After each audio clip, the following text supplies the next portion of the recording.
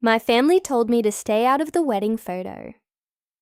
5 days later, they needed my signature. My name is Mara Bennett, and for most of my life, my family only noticed me when something needed to be paid, fixed, or organized. At my younger brother's wedding, that changed. Not because they finally appreciated me, because they publicly decided I didn't belong in the picture. The photographer was arranging everyone beneath a wall of white roses when the wedding coordinator walked toward me. Mara, yes? She smiled politely. We're keeping this photograph to immediate family only. I looked behind her. My mother was standing beside my brother, Evan. His bride, Sophie, stood on his other side. Sophie's parents were there. Her grandmother was there. There were already 8 people in the photograph. I swallowed. Evan's sister. The coordinator looked uncomfortable. I know. Then she pointed toward a stone wall about 20 feet away. Could you wait over there until we're finished? I looked at my brother. He saw me. For 1 second, I waited for him to speak. He didn't. Instead, he turned toward the camera.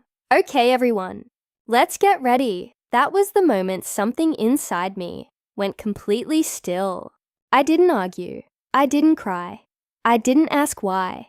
I simply walked toward the wall, and while the camera flashed behind me, I made a decision I should have made years earlier.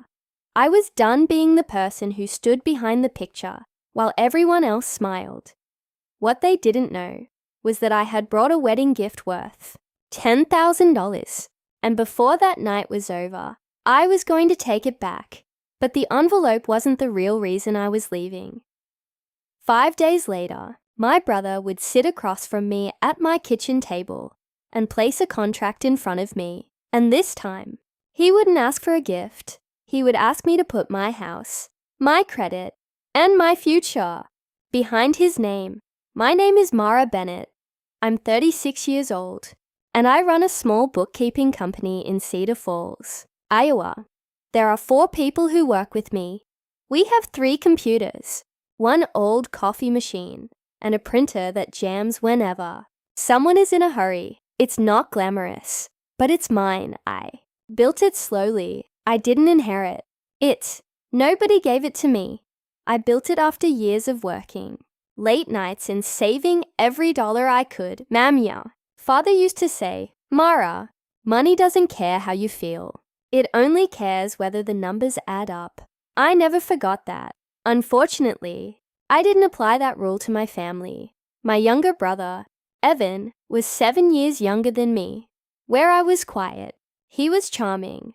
Where I planned, he improvised. Where I saved money, he spent it. And where I stayed in the background, Evan somehow became the center of every room. When we were kids, people always noticed him first. Teachers remembered him. Neighbors knew him. At family gatherings, everyone wanted to hear what Evan was doing. I never hated him for it. He was my little brother, and when our father died, I became even more protective of him. I was 21. Evan was 14. Our mother completely fell apart. She stopped working for almost a year. Bills piled up.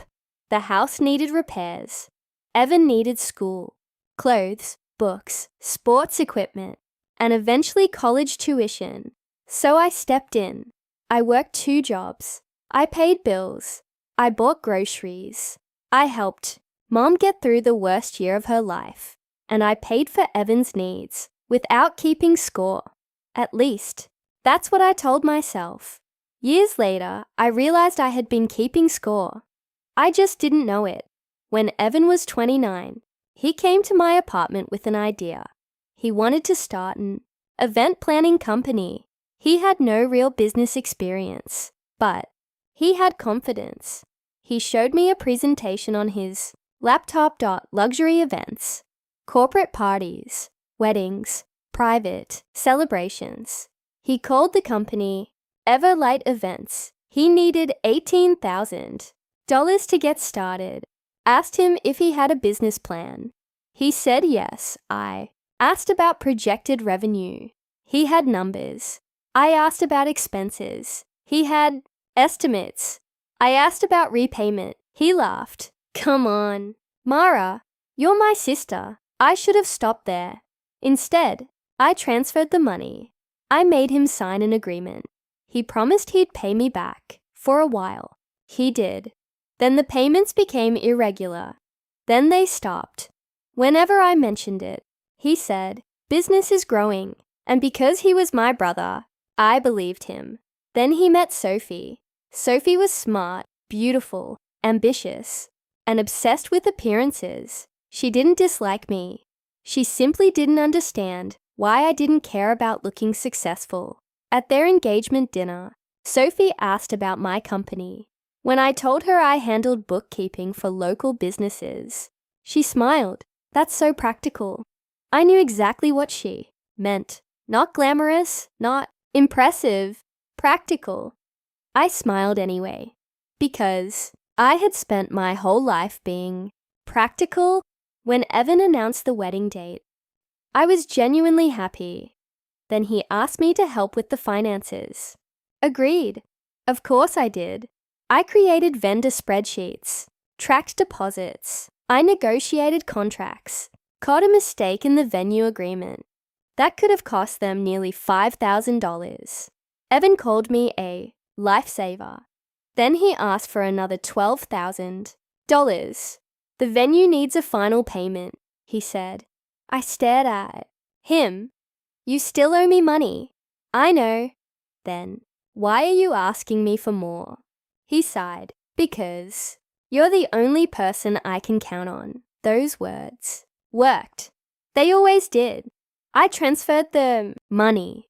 Then I prepared their wedding gift. $10,000. It was almost everything.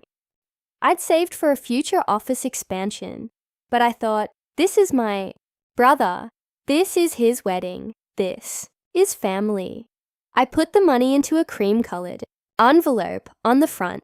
I wrote, for Evan and Sophie, with love, Mara. I didn't know then that I would take those words back. The wedding day was beautiful. The venue overlooked a lake. White flowers covered the entrance. There were hundreds of guests. Everyone looked happy, and I spent the first 4 hours fixing problems. The florist was missing arrangements. The cake arrived damaged. The shuttle company had the wrong schedule. A microphone stopped working. Every time something went wrong, someone found me. Mara, can you handle this? And I did, because that's what I always did. Then came the family photographs. That's when everything changed. I stood against the stone wall and watched my family smile. Flash, flash, flash. My brother never looked at me. My mother never called me over. Sophie smiled like everything was perfect. And then the photographer said, beautiful. Let's do one more. I realized I wasn't even angry anymore. I was empty. I walked back inside. The cream envelope was sitting on the gift table. I picked it up. Sophie saw me. What are you doing? I looked at her.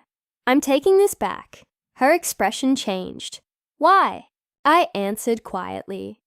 Because I finally understand what my money has been buying. Then I walked away. Evan followed me outside.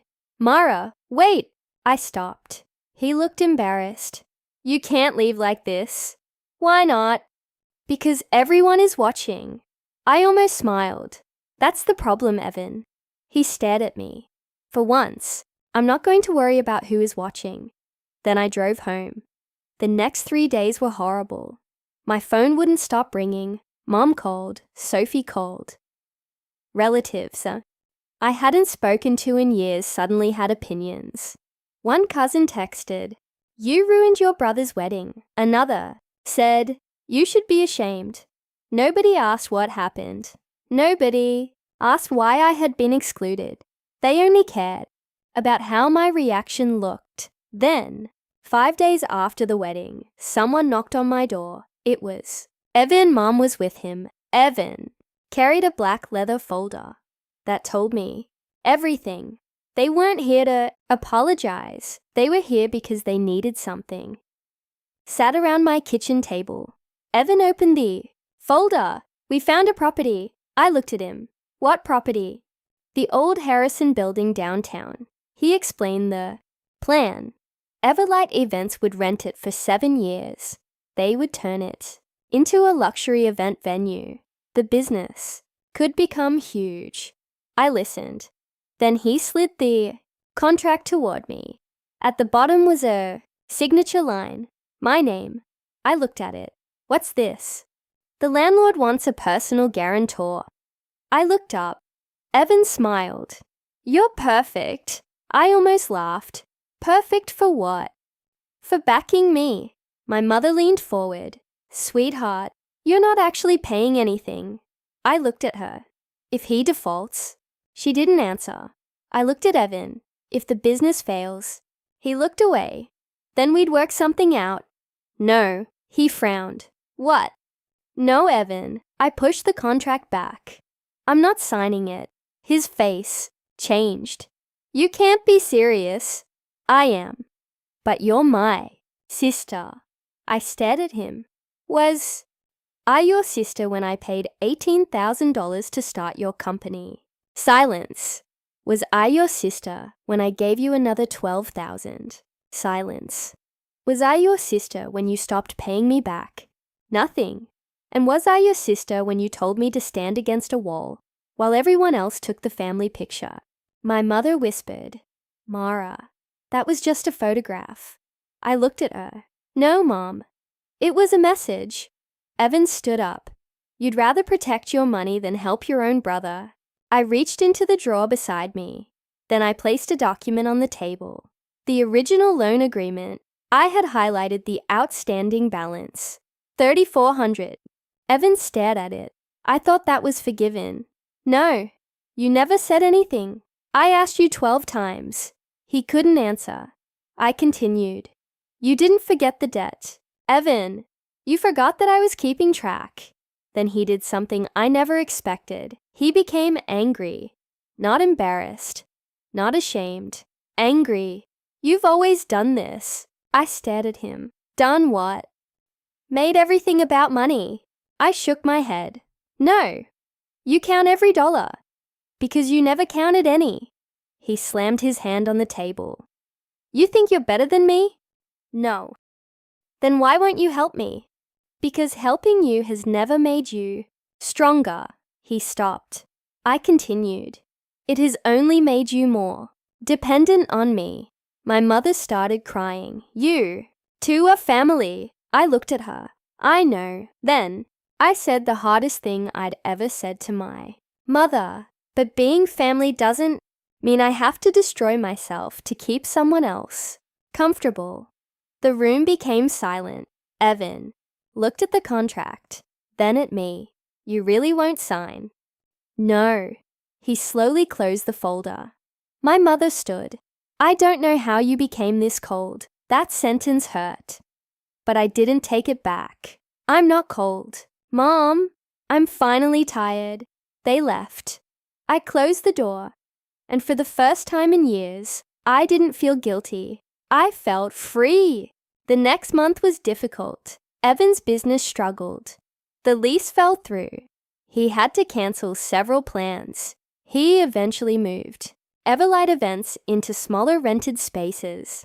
And something surprising happened. Without the expensive building, the flashy parties, and the huge image he had been trying to maintain, Evan started focusing on the actual business. He became better, more responsible, more realistic, and slowly, he began paying me back $500, then another $500, then another. He didn't ask me for anything. He simply paid. Months later, he came to my office. No leather folder, no contract, no sales pitch, just Evan. He placed a small envelope on my desk. Inside was an old photograph. It showed us as children. I was 12. He was 5. We were sitting beside our father. On the back, Evan had written, "You were always there for me. I just didn't understand what that cost you." I read it twice. Then I looked at him. Thank you. He nodded. I'm sorry. I didn't immediately say I forgave him, because forgiveness isn't always a sentence. Sometimes it's a process, but I kept the photograph, and that mattered. A year later, my business moved into a beautiful new office. My employees surprised me with a small celebration. Someone took a photograph. I stood in the middle, not behind the camera, not beside the wall, not carrying anyone else's things. In the picture, I was laughing, and everyone around me was smiling because I was there. I printed that photograph. I framed it, and I hung it in the living room. For years, I thought being useful was the same as being loved. It isn't. Love doesn't require you to keep proving your value. Family shouldn't mean unlimited access to your money, your time, your home, or your future. And sometimes saying no isn't selfish. Sometimes it's the first honest thing you've said in years. I still love my brother, still care about my mother, but I don't rescue people anymore. I help when I choose to. I give when I can. And I never again confuse love with obligation, because I finally learned something my father tried to teach me when I was a child. You have to keep your books balanced, not just your financial books, your life, too. And if the people sitting at your table only remember your name when they need something, maybe it's time to stop paying for the table. Maybe it's time to build your own. And this time, make sure your name is in the picture.